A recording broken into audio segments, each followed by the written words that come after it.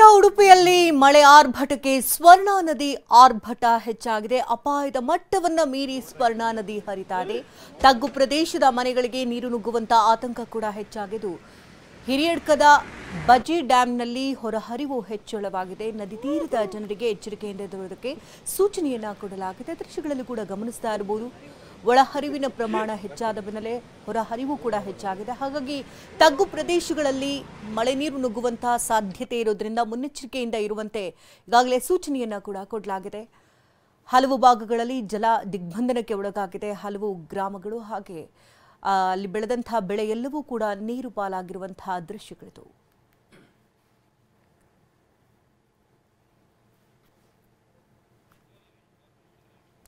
ಈ ಬಗ್ಗೆ ಪ್ರತ್ಯಕ್ಷ ವರದಿಯನ್ನು ಕೊಟ್ಟಿದ್ದಾರೆ ನಮ್ಮ ಪ್ರತಿನಿಧಿ ಪ್ರಜ್ವಲ್. ಟೆಕ್ಲಕ್. ಪಶ್ಚಿಮ ಘಟ್ಟದಲ್ಲಿ ಸುರಿಯುತ್ತಿರುವ ಧಾರಾಕಾರ ಮಳೆಗೆ ಉಡುಪಿ ಜಿಲ್ಲೆಯಲ್ಲಿ ಹರಿಯುವಂತಹ ಸೀತಾ ನದಿ, ಸೌಪರ್ಣಿಕ ನದಿ, ಸ್ವರ್ಣ ನದಿಗಳೆಲ್ಲವೂ ತುಂಬಿ ಹರಿಯುತ್ತಿರುವಂಥದ್ದು. ನಾವೀಗ ಉಡುಪಿ ನಗರದ ಹೊರವಲಯ ಆಗಿರುವಂಥ ಹಿರಿಯಡ್ಕ ಸಮೀಪದ ಬಜೆ ಡ್ಯಾಂ ಪಕ್ಕದಲ್ಲಿದ್ದೇವೆ. ನಾವು ಚಿತ್ರಣವನ್ನು ಗಮನಿಸಬಹುದು.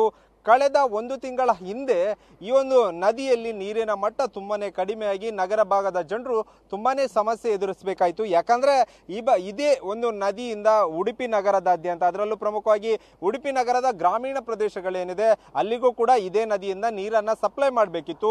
ಆದರೆ ಅಂದ್ರೆ ತುಂಬಾನೇ ಸಮಸ್ಯೆ ಆಗಿತ್ತು. ಟ್ಯಾಂಕರ್ ಮೂಲಕ ಕೂಡ ನೀರನ್ನ ಕೊಡುವ ವ್ಯವಸ್ಥೆಯನ್ನ ನಗರಸಭೆ ಮಾಡಿತ್ತು ಮತ್ತು ಗ್ರಾಮ ಪಂಚಾಯತಿ ಕೂಡ ಮಾಡಿತ್ತು. ಅದರ ಬಳಿಕ ಸಾಕಷ್ಟು ಸಮಸ್ಯೆ ಆಗುವ ಎಲ್ಲ ಲಕ್ಷಣಗಳು ಕೂಡ ಕಾಣಿತು. ಆದರೆ ಮಳೆಯಿಂದಾಗಿ, ಅಂದ್ರೆ ಪಶ್ಚಿಮ ಘಟ್ಟದಲ್ಲಿ ಸುರಿಯುತ್ತಿರುವಂತಹ ಧಾರಾಕಾರ ಮಳೆಯಿಂದಾಗಿ ಸ್ವರ್ಣ ನದಿ ಈಗ ತುಂಬಿ ಹರಿಯುತ್ತಿರುವಂತದ್ದು. ನೀರಿನ ಮಟ್ಟ ತುಂಬಾನೇ ಏರಿಕೆಯಾಗಿದೆ ಅಂತಾನೆ ಹೇಳ್ಬೋದು. ಇಲ್ಲಿ ಇರುವಂತಹ ಅಕ್ಕಪಕ್ಕದಲ್ಲಿರುವಂತಹ ಮನೆಗಳಿಗೂ ಕೂಡ ನೀವು ಸುರಕ್ಷಿತ ಆಗಿರ್ಬೇಕೆಂಬುದು ಕೂಡ ಇಲ್ಲಿಯ ನಗರಸಭೆಯವರು ಮತ್ತು ಇಲ್ಲಿಯ ಸ್ಥಳೀಯ ಗ್ರಾಮ ಪಂಚಾಯತಿನವರು ಕೂಡ ಎಚ್ಚರಿಕೆ ಕೊಡುವಂತ ಕೆಲಸವನ್ನ ಕೂಡ ಮಾಡಿರುವಂತದ್ದು. ಯಾಕಂದ್ರೆ ಕಳೆದ ಒಂದು ತಿಂಗಳ ಹಿಂದೆ, ಅಂದ್ರೆ ಮೇ ತಿಂಗಳ ಸಮಯದಲ್ಲಿ ಇದೆಲ್ಲವೂ ಕೂಡ ನೀರಿನ ಮಟ್ಟ ತುಂಬಾನೇ ಇಳಿಕೆಯಾಗಿ ಇನ್ನೇನು ಈ ಭಾಗದ ಜನರಿಗೆ ನೀರು ಹೇಗೆ ಕೊಡುವುದು ಎಂಬ ಚಿಂತೆಯಲ್ಲಿರುವ ಸಂದರ್ಭದಲ್ಲಿ ಪಶ್ಚಿಮ ಘಟ್ಟದಲ್ಲಿ ಧಾರಾಕಾರವಾಗಿ ಮಳೆ ಆಗಿದ್ರಿಂದ ಈ ಒಂದು ನದಿ ಈಗ ತುಂಬಿ ಹರಿಯುತ್ತಿರುವಂತದ್ದು ನಾವು ಗಮನಿಸಬಹುದು.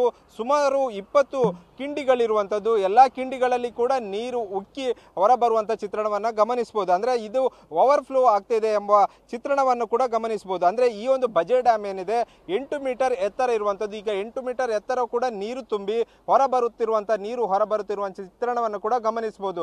ಆ ಹಿನ್ನೆಲೆಯಲ್ಲಿ ಇಲ್ಲಿ ಅಕ್ಕಪಕ್ಕದಲ್ಲಿರುವಂತಹ ಮನೆಗಳಿಗೂ ಕೂಡ ನೀವು ಎಚ್ಚರಿಕೆಯಿಂದ ಇರಬೇಕು ಮತ್ತು ಸುರಕ್ಷಿತವಾಗಿರ್ಬೇಕೆಂಬ ಎಚ್ಚರಿಕೆ ಕೊಡುವಂತ ಕೆಲಸವನ್ನ ಪೊಲೀಸರು ಮತ್ತು ನಗರಸಭೆ ಮತ್ತು ಸ್ಥಳೀಯ ಗ್ರಾಮ ಪಂಚಾಯತಿ ಸಿಬ್ಬಂದಿಗಳು ಕೂಡ ಹೇಳಿರುವಂತದ್ದು. ಇದೇ ರೀತಿ ಮಳೆ ಮುಂದುವರೆದ್ರೆ ಈ ಭಾಗ, ಅಂದ್ರೆ ಸ್ವರ್ಣ ನದಿ ಏನು ಹರಿದು ಬರುತ್ತೆ ಆ ಒಂದು ಭಾಗದಲ್ಲಿ ನೆರೆ ಆಗುವ ಎಲ್ಲಾ ಸಾಧ್ಯತೆಗಳು ಕೂಡ ಇರುವಂತದ್ದು. ಅದರಲ್ಲೂ ಪ್ರಮುಖವಾಗಿ ಉಪ್ಪೂರು ಭಾಗ ಆಗಿರ್ಬೋದು, ಅದೇ ರೀತಿಯಾಗಿ ಬ್ರಹ್ಮಾವರ ಭಾಗ ಆಗಿರ್ಬೋದು, ಆ ಒಂದು ಪ್ರದೇಶದಲ್ಲಿ ನೆರೆ ಆಗುವ ಸಾಧ್ಯತೆ ಕೂಡ ಇರುವಂತದ್ದು. ಮತ್ತೊಂದು ಭಾಗದಲ್ಲಿ ಈ ಒಂದು ಸ್ವರ್ಣ ನದಿ ತುಂಬಿ ಹರಿಯುವುದರಿಂದ ಈ ಭಾಗದ ಕೃಷಿಕರಲ್ಲಿ ಕೂಡ ತುಂಬಾನೇ ಸಂತಸ ವ್ಯಕ್ತವಾಗಿರುವಂತದ್ದು. ಯಾಕಂದ್ರೆ ಕೃಷಿಗೆ ಈ ಒಂದು ನೀರನ್ನ ಬಳಸಿಕೊಳ್ತಾರೆ. ಆ ನಿಟ್ಟಿನಲ್ಲಿ ಈ ಭಾಗದ ಕೃಷಿಕರು ಕೂಡ ತುಂಬಾನೇ ಖುಷಿಯಲ್ಲಿರುವಂತದ್ದು. ಮತ್ತೊಂದು ಕಡೆಯಲ್ಲಿ ಆತಂಕದಲ್ಲಿ ಕೂಡ ಈ ಭಾಗದ ಜನರು ಕೂಡ ಇರುವಂತದ್ದು. ಒಟ್ಟಿನಲ್ಲಿ ಪಶ್ಚಿಮ ಘಟ್ಟದಲ್ಲಿ ಆಗಿರ್ಬೋದು, ಕರಾವಳಿಯಲ್ಲಿ ಆಗ್ತಿರುವಂತಹ ಮಳೆಯಿಂದಾಗಿ ಕೆಲವರಿಗೆ ಸಮಸ್ಯೆ ಆದ್ರೆ ಕೆಲವರಿಗೆ ಇದರಿಂದ ತುಂಬಾನೇ ಖುಷಿ ಆಗ್ತಿರುವಂತದ್ದು. ಯಾಕಂದ್ರೆ ಈ ಒಂದು ನದಿ ಆಗಿರ್ಬೋದು, ಅದೇ ರೀತಿ